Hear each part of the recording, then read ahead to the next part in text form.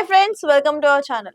సినిమాల విషయంలో 2004లో జరిగిందే మళ్ళీ రిపీట్ అవబోతుందా అంటే అవును అన్న సమాధానమే వినిపిస్తుంది. ఎందుకంటే 2004లో సంక్రాంతి కానుకగా చిరంజీవి, అంజీ, అలాగే బాలేబాబు, లక్ష్మీ నరసింహ మరియు ప్రభాస్ నటించిన వర్షం సినిమాలు పోటాపోటీగా విడుదల కావడం జరిగింది. అయితే రానున్న 2026లో కూడా సంక్రాంతికి ముగ్గురు స్టార్స్ మరలా పోటీ పడే అవకాశాలు ఉన్నట్లుగా అనిపిస్తుంది.